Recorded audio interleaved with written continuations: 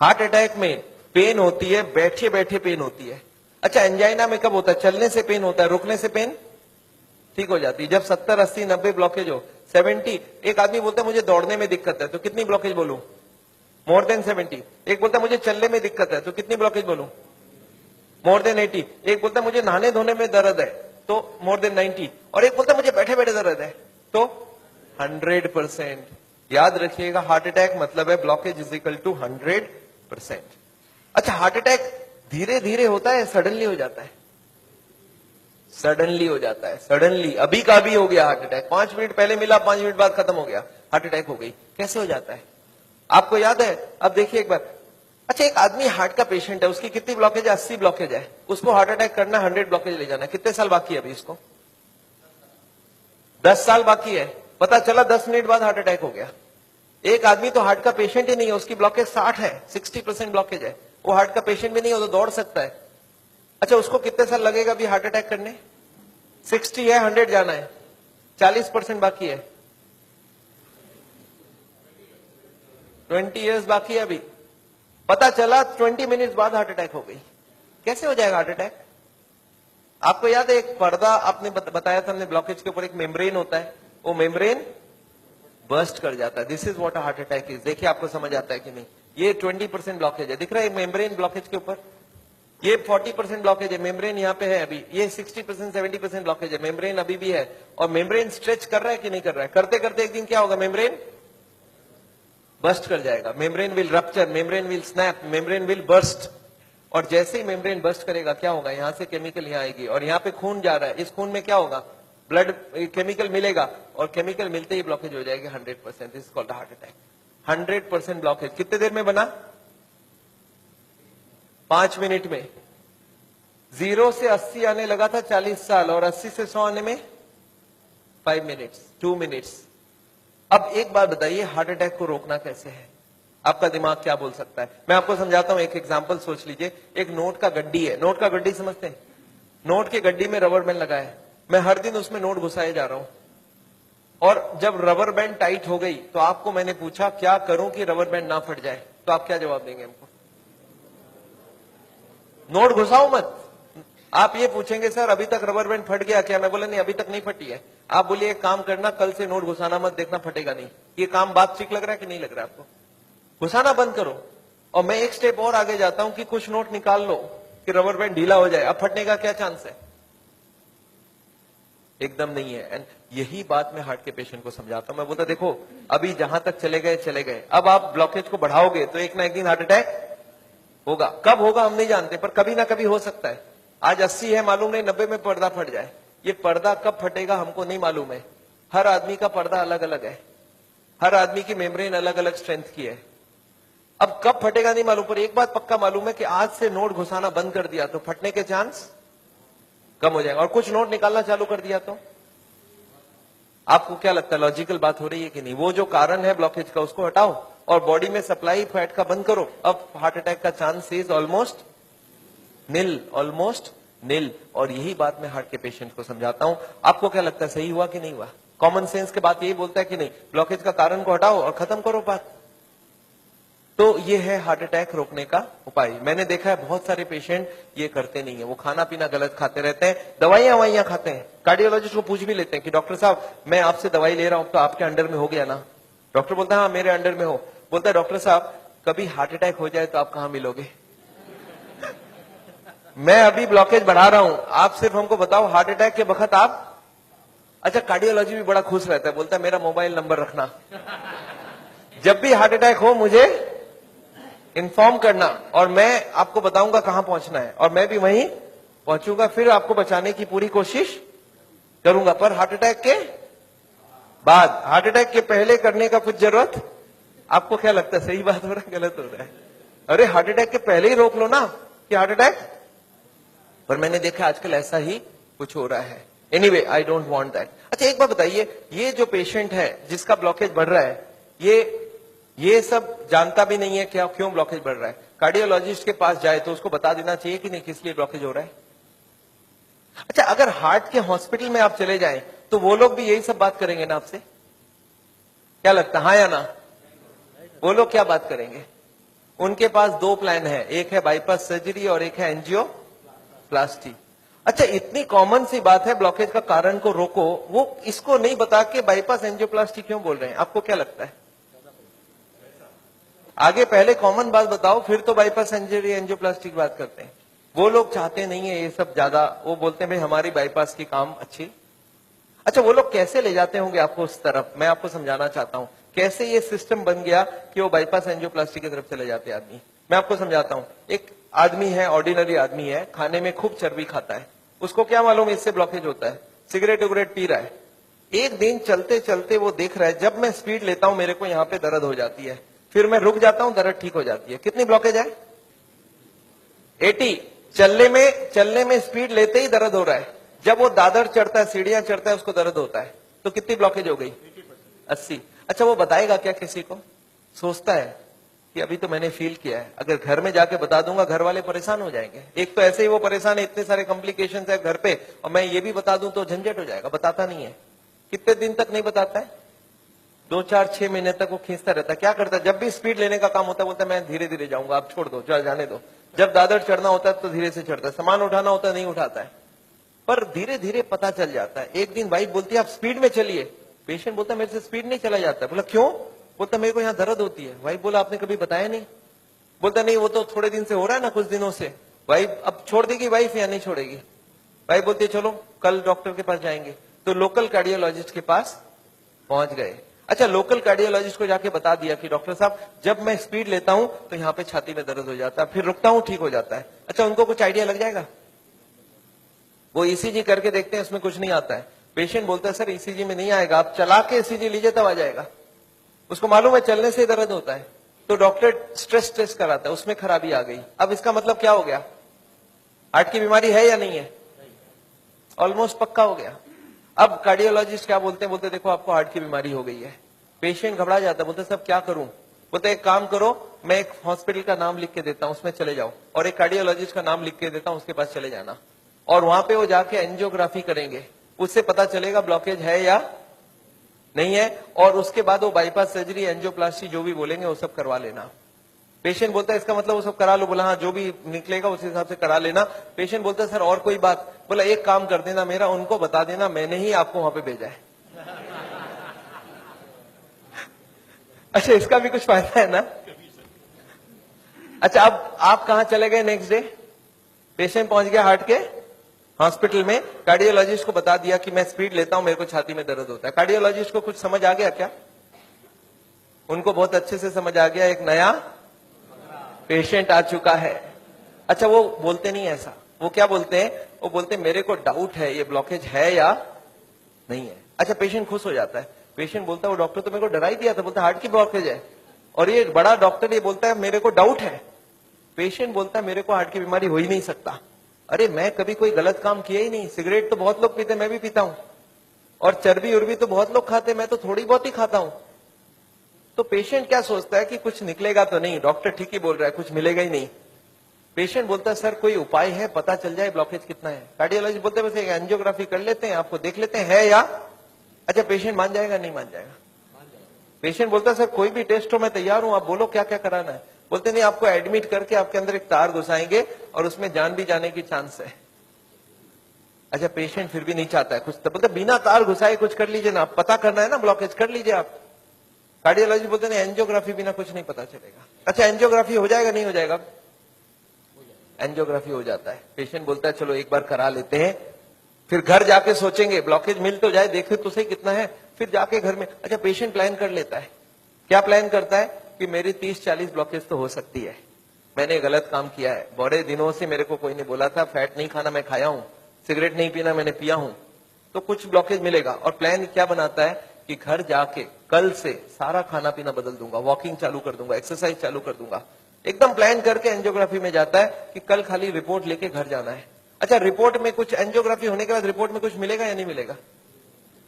Report में angiography में कितनी ब्लॉकेज मिलेगी? 70, 80 एंड 90। अच्छा, जब 80 ब्लॉकेज मिल जाए, कार्डियोलॉजिस्ट सडनली बदल जाता है, वो बोलते हैं you are very lucky. Patient बोलता है लकी मतलब कुछ भी नहीं मिला आपको?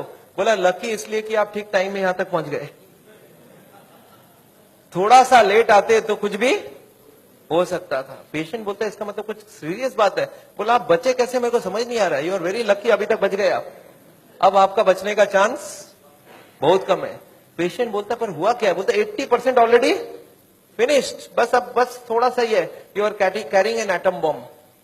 अच्छा, पेशेंट बोलता है सर एक काम कीजिए, आप रिपोर्ट मुझे दे दीजिए, मैं घर जाऊंगा। बोलते घर आप पहुंचेंगे कैसे? उसके पहले हार्ट अटैक हो जाएगा। अच्छा, आपको क्या लगता है, डॉक्टर को मालूम है कि हार्ट अटैक कल होगा, आज होगा? उसको तो ये भी नहीं मालूम 70 है, 80 है या 90 है। क्यों ऐसा बोला जा रहा है? To create a fear. और फियर से क्या होगा? फिर ऑपरेशन के लिए इमीडिएटली, बहुत सारे लोगों को इतना बोलने का जरूरत ही नहीं हो, तो इमीडिएट तैयारी हो जाता है। हार्ट का सुनते हैं उसके मन में ऐसे ही डर रहता है, उसको ज्यादा डराने का। पर कभी कभी पेशेंट बोलता है सर एक बात बताइए, ब्लॉकेज तो कल भी था, ब्लॉकेज तो आज भी है, कल तक तो मैं सारा ही काम कर रहा था, ये पेन तो मेरे को बड़े दिनों से है, मैं अब तो पता चला हूं, तो आप एक काम करिए, मेरे को आप डिस्चार्ज कर दीजिए, मैं घर जाके फिर सोचूंगा। बोला नहीं, आप एक काम कीजिएगा, आप करवट भी लेंगे ना तो हमको पूछ लीजिएगा। पेशेंट बोलता है नहीं सर मैं तो घर जाऊंगा। बोला आप रुकिए, आपके घर वालों से मैं पूछता हूं। अच्छा, घर वाले बाहर कौन कौन वेट कर रहे होंगे? सारा खानदान वेट कर रहा होगा। वहां पे जाके क्या बोलना है कि patient is very critical, any moment he can die. आप बोलो मैं बचाने की कोशिश करूं और जाने दूं। अच्छा, आंसर क्या होगा? वाइफ क्या बोलेगी कि जिंदगी भर इन्होंने मेरे लिए किया, आज मेरे को चांस मिला, आज तो मैं ऑपरेशन। वाइफ बोलती है कोई चीज का भी, कोई भी कंजूसी हमें नहीं करना है, इनको तो बचाना। अच्छा, बेटा मानेगा कि नहीं? एक बेटा बड़ा समझदार होता है, बोलता है डॉक्टर को, डॉक्टर साहब एक बार बताइए, मैंने सुना है कोलेस्ट्रॉल की वजह से ब्लॉकेज होता है, इनका कोलेस्ट्रॉल हाई है, तो क्या करूं कि कोलेस्ट्रॉल कम हो जाए? खाने पीने में क्या क्या चेंज लाना चाहिए? अच्छा, कार्डियोलॉजिस्ट मान जाएंगे इनसे बात में, वो बोलेंगे you are wasting my time, he is dying and you are talking all this rubbish. अच्छा, तब तक और जितने परिवार वाले बोले नहीं नहीं ऑपरेशन होना ही चाहिए। मेरे एक पेशेंट थे, बोले डॉक्टर साहब मेरे साथ पूरा ऐसे ही हुआ, मैं तो खाली एक बार टेस्ट कराने गया था और उसके बाद वो ऑपरेशन करके ही भेजे मेरे को वापस। मेरे एक और पेशेंट थे, बोले सर मैं फिर भी नहीं कराया, मैं निकल आया। मैं बोला आप निकले कैसे? बोला मैंने बोला मैं तो नहीं कराऊंगा, मुझे घर जाना है। वो बोले नहीं आप घर भी नहीं पहुंचेंगे। मैं बोला मैं लिख के देता हूं, मैं पहुंच जाऊंगा। फिर मैंने लिख के भी दे दिया, फिर भी वो जाने नहीं दिया। फिर मैंने लास्ट बोला, मैंने बोला देखो मैं करने तैयार हूं, पर प्रॉब्लम है मेरे पास पैसे नहीं है, आप फ्री का कोई ट्रीटमेंट हो तो करवा डालो। तब इन्होंने बोला कोई प्रॉब्लम नहीं है, आप घर चले जाओ। फिर मैं जब घर जाने लगा तब फिर से बुलाया उन्होंने, बोला अब आप एक बार बताओ ये इतने पैसे आप कितने दिन में इकट्ठा कर सकते हो? तब मैंने बोला देखिए मुझे प्रॉपर्टी बेच के आना होगा, 2 महीना लगेगा। फिर मुझे 2 महीना उन्होंने टाइम दे दिया, बोला अब कोई प्रॉब्लम नहीं है, 2 महीने बाद ही ऑपरेशन होगा। आपको समझ आ रहा है ऑपरेशन कब रुक सकता है? दिस इज, मैं ये नहीं बोलूंगा सारे जगह एग्जैक्टली यही हो रहा है, पर इसका ही कुछ छोटा मोटा रूप ये हॉस्पिटल का सिस्टम है। पर एक बात मैं जानता हूं, हॉस्पिटल को ये चॉइस देना चाहिए पेशेंट को, देखो the blockage is so much so much so much, these are the reasons. आप देखो क्या चाहते हो, आप अगर अपने आप को बदलोगे तो ऑपरेशन रुक सकती है, आप नहीं बदलना चाहते हो तो मैं ऑपरेशन कर दूं, उसके बाद जाके बदलने का कोशिश करो। But the hospitals don't give chance, उनको मालूम है ये एक मौका है, ऑपरेशन कर लेते हैं, बट उसके बाद भी उनको यही करना पड़ेगा, लाइफस्टाइल चेंज तो पेशेंट को फिर भी करना पड़ेगा। मैं जानता हूं हार्ट के पेशेंट्स को मैं 3 चीज देखते दिखाऊं, एक तो दवाइयां हैं, एक बाईपास और एक एंजियोप्लास्टी। ये दवाइयां मैं आपको एक बार समझाना चाहता हूं दवाइयां क्या काम करती है, और another 10 minutes I will take. देखिए ये ट्यूब है जिसमें कोई ब्लॉकेज नहीं है, और ये 80-90% ब्लॉक है, दिख रहा है आपको? अब ये पेशेंट को चलने से दर्द होता है, एक दवाई ऐसी है जो दवाई देते ही दर्द कम हो सकती है। कौन सी दवाई है? सॉर्बिट्रेट, नाम सुना आपने? क्या करता होगा सॉर्बिट्रेट? देखिए क्या करता है Sorbitrate, this what is the action of Sorbitrate. क्या हुआ? ट्यूब चौड़ी हो गई, ब्लॉकेज वहीं की वहीं रह गई, ट्यूब चौड़ी हो गई, ट्यूब थोड़ा फैल गया, फैलते क्या हो गया? ब्लड सप्लाई बढ़ गई, पेशेंट बोलता है मुझे अब कोई दिक्कत नहीं है, पर ये दवाई का असर रहेगा 8 घंटे बाद, तो 8-8 घंटे में एक सॉर्बिट्रेट देनी पड़ेगी। एक पेशेंट मेरे को बोला मैं सॉर्बिट्रेट नहीं लेता हूं, मैं मोनोट्रेट लेता हूं। मैं बोला वो भी सॉर्बिट्रेट का ही भाई है।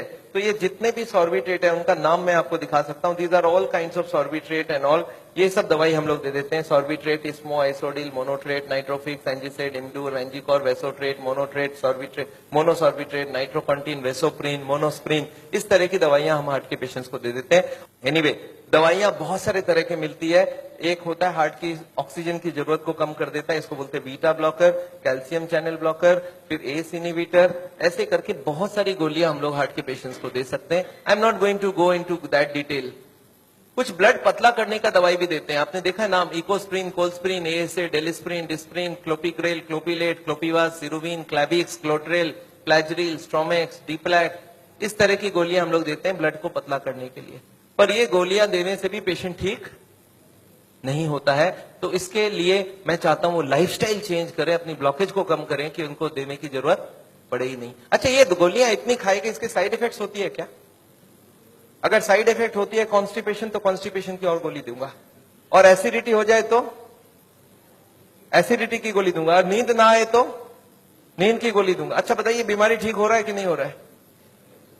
आई एम नॉट कीन, मैं जानता हूं दवाई आज जरूरत है, पर कल दवाई की जरूरत ना हो उसका बंदोबस्त करना बहुत जरूरी है। इसके बाद चलते हैं, ये एंजियोग्राफी क्या चीज है। हॉस्पिटल में जाते हैं, एंजियोग्राफी करते हैं, और ये एंजियोग्राफी मुझे पसंद क्यों नहीं है मैं आपको बताना चाहता हूं। This is what is the problem with angiography.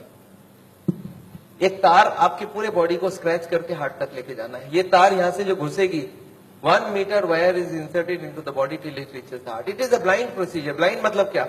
आप घुसा दो, ये अंदर जाती जाएगी, और अगर अटक गई तो वापस खींच के फिर से ट्राई करना होगा। मतलब वो अंदर स्क्रैच करेगा ही करेगा, पूरे बॉडी को स्क्रैच करती है। वो लिखवा लेते हैं कि अगर हार्ट अटैक हो गया तो मेरी कोई जिम्मेवारी नहीं है, और ये पूरे बॉडी को ये पंक्चर भी कर सकता है। मैंने ऐसे ऐसे पेशेंट देखे हैं कि एंजियोग्राफी के वक्त ही डेथ हो गई। एंजियोग्राफी में पैर को काटना पड़ा अल्टीमेटली, क्योंकि वो पैर की ट्यूब को डैमेज कर दिया।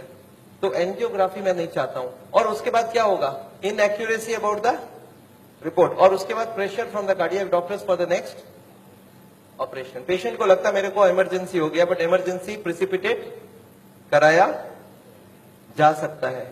एनीवे, ये एंजियोप्लास्टी जो है, ये दो ऑपरेशन, दो चीज वो लोग करते हैं, एक एंजियोप्लास्टी, एक बाईपास सर्जरी। मैं एंजियोप्लास्टी 2 मिनट आपको समझाना चाहता हूं। What is this angioplasty? एक स्टेंट लगाते हैं, सुना आपने नाम? एक रिंग लगा देते हैं हार्ट में। What is this? Let me explain what is this. पिछले 20 साल में जो एंजियोप्लास्टी है, ये बार बार फेल किया और बार बार इसको सक्सेस बताया गया। पहले आई थी बैलूनिंग, बैलून एंजियोप्लास्टी। उसके बाद बहुत सारे तरह के एंजियोप्लास्टी आई, ऑर्डिनरी स्टेंट आई, फिर गोल्ड स्टेंट आई, फिर रोटा ब्लेडर आया, रेडियो एक्टिव स्टेंट आई, लेजर एंजियोप्लास्टी आई, आजकल चल रहा है ड्रग कोटेड स्टेंट। पर ये सारे के सारे फेल हुए हैं। क्यों फेल हुए, एक बार समझाना चाहता हूं। देखिए, ये बैलूनिंग क्या चीज है? याद है आपको, एंजियोग्राफी के वक्त तार अंदर घुसाई थी, वो कहां तक गई थी? हार्ट तक, यहां तक तार आई थी। इस तार के ऊपर ये बैलून होता है। इस तार को थोड़ा सा धक्का मारते हैं। कभी कभी कार्डियोलॉजिस्ट तार को अंदर रख के बाहर आ जाते हैं, आके बोलते हैं देखो तार अंदर है, बोलो तभी खोल दूं। आप बोलते चलो खोल दो, कितने लगेंगे? 2 लाख लगेंगे। 2 लाख दे दिया। अब ये तार को ये लोग धक्का देते हैं थोड़ा और, तो तार की जो बैलून है ये बीचों बीच आ जाती है ब्लॉकेज में। अब इस बैलून में पानी डालना होता है। ये बैलून ऐसा होता है, इसमें पानी डालते ही बैलून फूल जाती है। अच्छा, पानी कैसे डालेंगे? आपने होली में बैलून फुलाया एक सिरिंज से? सिरिंज में पानी ले लो, सिरिंज को दबा दो तो बैलून के अंदर पानी घुस जाए। तो बाहर से सिरिंज से पानी डालेंगे तो बैलून क्या होगा? फूल जाएगी। फूलते ही ब्लॉकेज कहां गई? साइड में दब जाएगा, ऊपर कंप्रेस्ड हो जाएगी, नीचे कंप्रेस्ड हो जाएगी। अच्छा, ये बैलून को जब पानी निकाल लेंगे तो क्या होगा? बैलून को वहां पे 2-4 सेकंड से ज्यादा नहीं रख सकते, क्योंकि हार्ट अटैक हो जाएगी, 100 हो जाएगी ब्लॉकेज।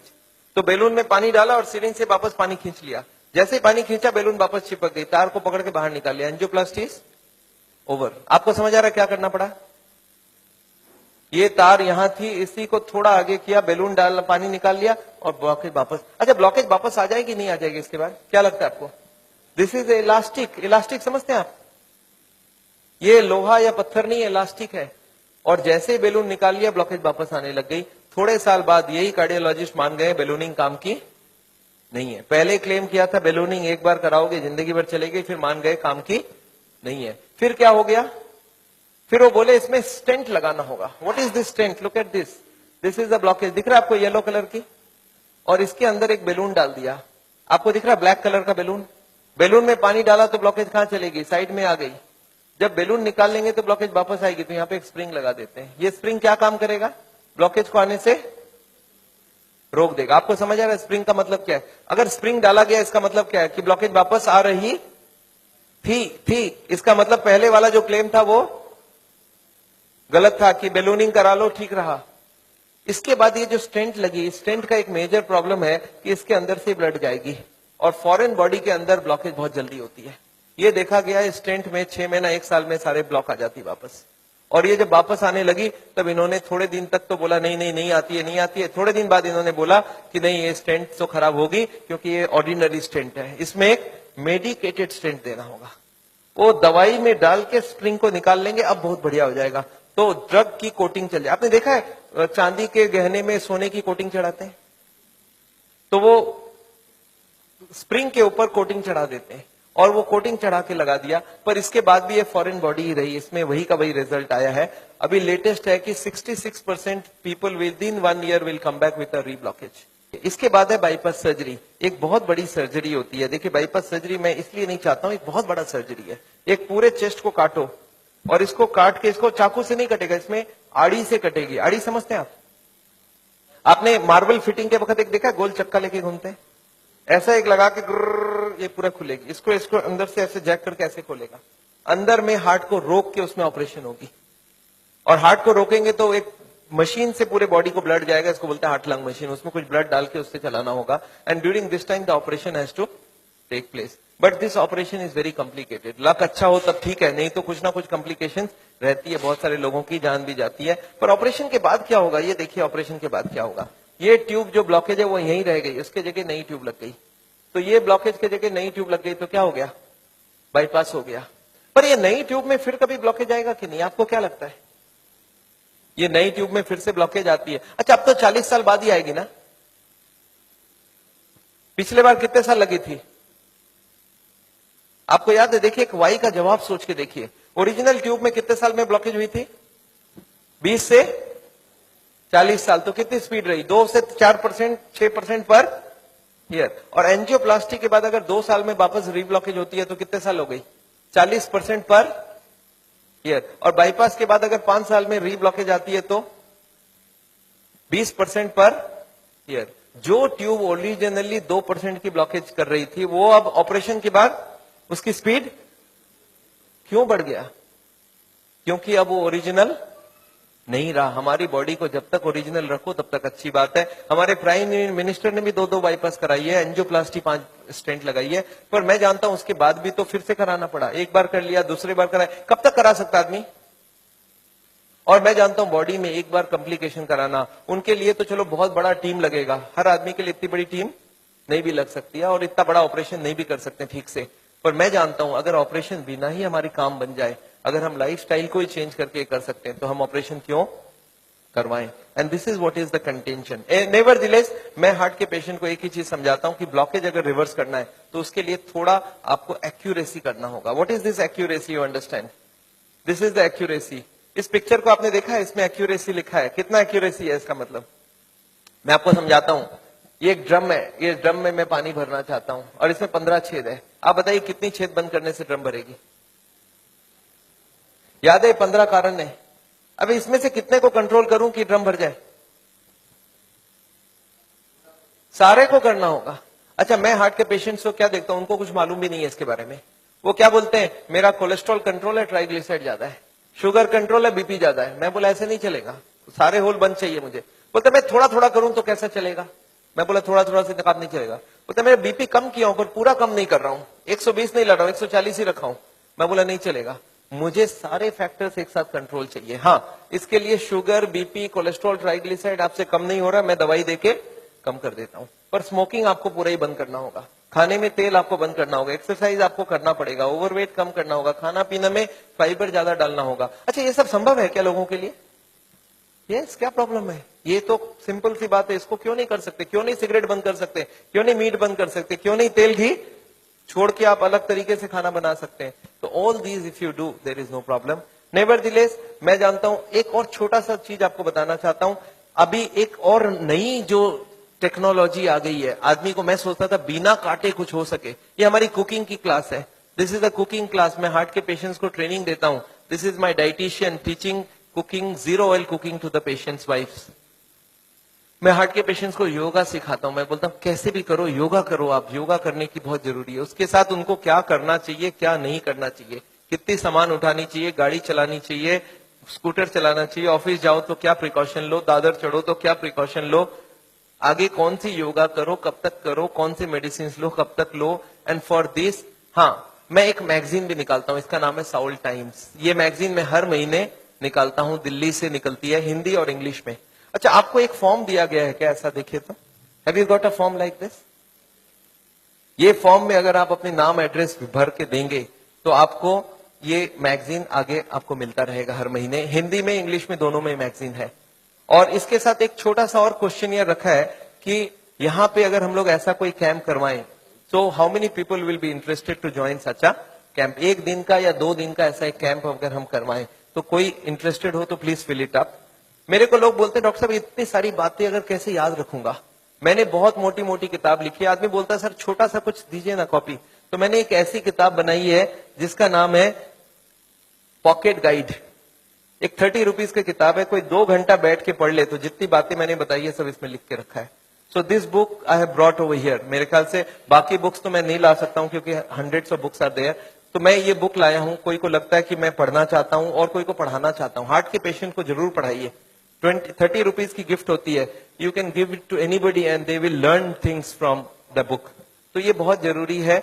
मैं जानता हूं, मैं ये मैगजीन पिछले 10 साल से रन करता हूं and it is gone all over the world. मैं एक नई टेक्निक आपको इसी वक्त बताना चाहता हूं। There is a new machine which has come which can open the collaterals. देखिए कोलैटरल्स का क्या मतलब है। ये ब्लॉकेज है। बाईपास सर्जरी में क्या करते हैं, एक नई ट्यूब लगा देते हैं। इसमें क्या करते हैं, जो हार्ट की ये ब्रांच है और ये ब्रांच है, इनको जोड़ देते हैं आपस में। And there are so many small tubes, जो इसको जुड़ जाए तो ब्लड यहां से आने लगे। ये जो छोटे छोटे ट्यूब है, ये मैंने बोला था स्पोर्ट्समैन चालू करके रखते हैं। और स्पोर्ट्समैन चालू कर दिया तो क्या हो गया, उसके पास 2 सप्लाई हो गई। एक तो ये ओरिजिनल है और एक साइड वाली भी है। इसको बोलते हैं कोलैटरल। बैंक में आपने लोन लेते हुए देखा है कभी? कोलैटरल्स बोलते हैं। कोलैटरल मतलब क्या, कि ये फेल हो जाए तो दूसरा कोई होना चाहिए। तो ये कोलैटरल्स भगवान ने हमें देके रखा है। ओरिजिनल तो था ही था, एक कोलैटरल भी देके रखा, कभी ये फेल हो जाए तो ये चालू करना। अच्छा, ये अगर चालू हो जाए बिना ऑपरेशन के तो इससे अच्छा कुछ नहीं हो सकता। And this is a new machine, new technology which has कम। देखिए हमारे मेडिकल साइंस की टेक्नोलॉजी बिना कांटे वाली टेक्नोलॉजी है। ये देखिए ये ट्यूब्स है जिसमें कोई कोलैटरल्स चालू नहीं है, और ये है ट्यूब्स के सारे कोलैटरल्स चालू हो गए। आपको समझ आ रहा है डिफरेंस दोनों के अंदर? ये जो छोटे छोटे कोलैटरल्स है ये हमारे सबके पास है, और एक मशीन से इसको या तो स्पोर्ट्स करके चालू कर सकते हैं या तो एक मशीन से चालू कर सकते हैं। ये मशीन क्या करती है सोचिए।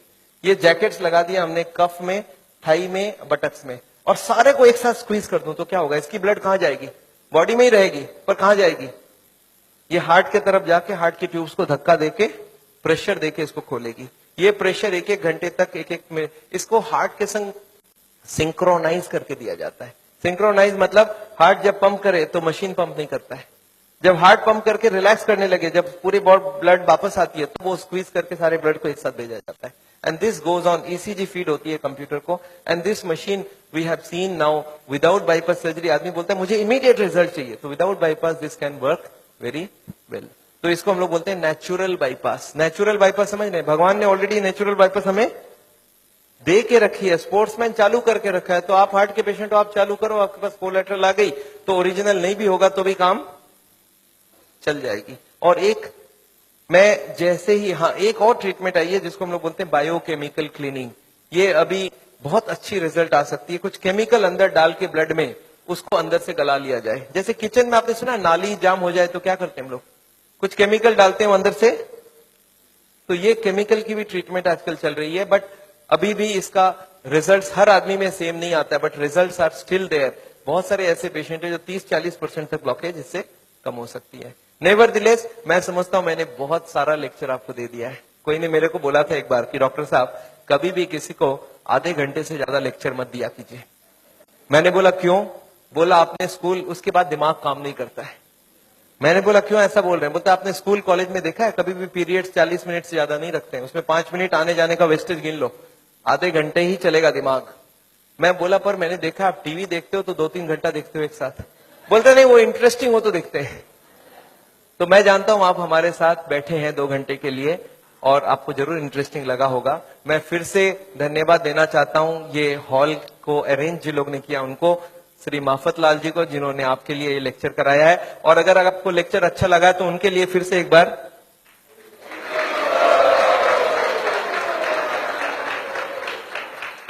एनीवे मैं जानता हूं मैंने लेक्चर तो खत्म किया है और मैं चाहता हूं कि आपके पास अभी भी कोई क्वेश्चंस जरूर होंगी।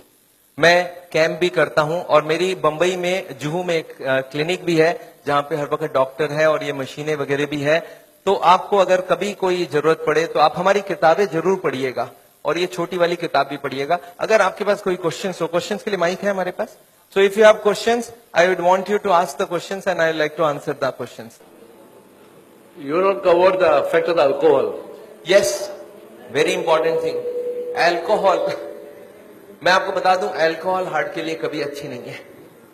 We don't recommend alcohol for the heart patient. क्यों? एल्कोहल में ग्लिसरॉल होती है और ग्लिसरॉल से ट्राईग्लिसराइड का रिश्ता होता है। ट्राईग्लिसराइड ग्लिसरॉल होता है उसमें भी।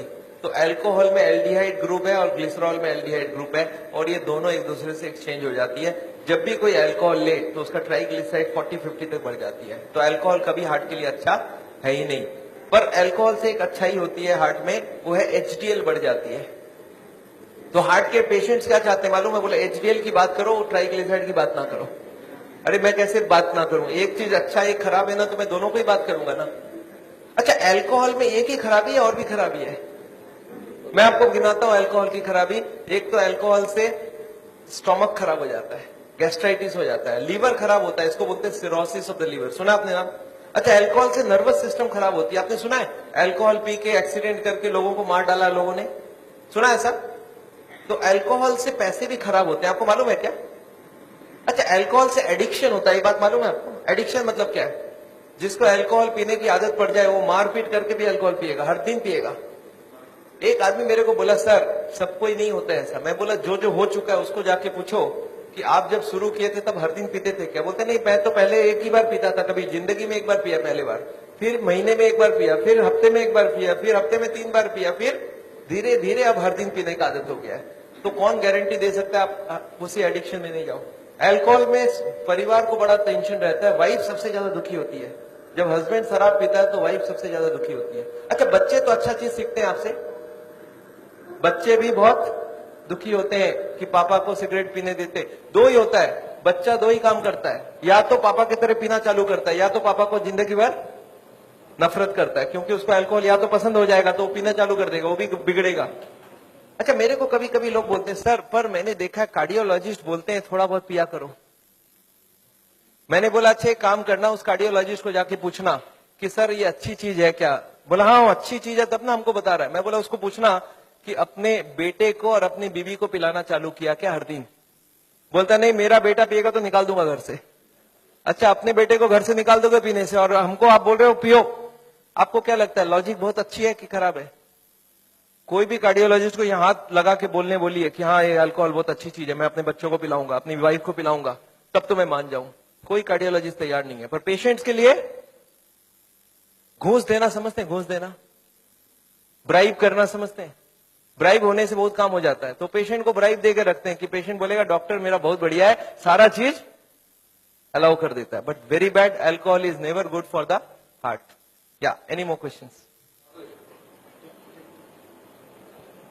गार्लिक, मैंने एक क्वेश्चन यहाँ पे लिख के रखा है, कैन आई टेक, कुछ फ्रीक्वेंटली आस्क्ड क्वेश्चंस लिखा है, can I take garlic? Garlic heart के लिए अच्छा है, गार्लिक हार्ट के लिए अच्छा, पर नेसेसरी नहीं है जो नहीं खाता उसको ही खाना होगा। ऐसे हजारों फूड है जो हार्ट के लिए अच्छा है, तो you can take any of this food. पर एक आदमी मेरे को बोला सर सिर्फ गार्लिक खाऊंगा मेरा ब्लॉकेज ठीक होगा कि नहीं? मैं बोला नहीं, जितने खराब वाले आइटम है सब बंद करने होंगे, जितने अच्छी वाली सब चालू करनी होगी। तो ऐसा नहीं कि गार्लिक इज अ पैनासिया, पर garlic is definitely good, cholesterol को कम करता है। या yes ma'am. CT angiography Bombay में बहुत सारी जगह, मेरे ख्याल से कम 20 मशीनें लग गई है। हम जहां करवाते वो चित्रा करके है दादर में, दे चार्ज 6000 रुपीज। तो ये सीटी एंजियोग्राफी का लिए आपको अगर एड्रेस चाहिए, हमारी क्लिनिक का एड्रेस आपके पास है already, you call them up, they will give you the details. Okay So what is good cholesterol, and what if you have the range of good cholesterol is higher than the normal range? So how does it affect the heart, and what is? See, good cholesterol को good क्यों बोला जाता है? It goes to the blockage, picks up the cholesterol and takes it out. So good cholesterol, if you can increase it, is wonderful. We want more than 40.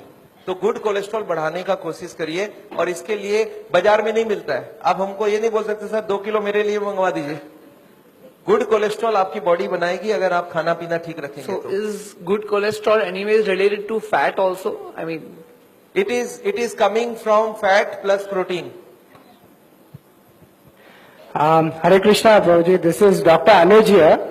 I have done lot of your patients. I have done echoes of those patients at Chitra Scan. Okay. And let me tell you, I'm a cardiologist and I really loved your lecture. It's Thank you, an sir. amazing talk that you gave.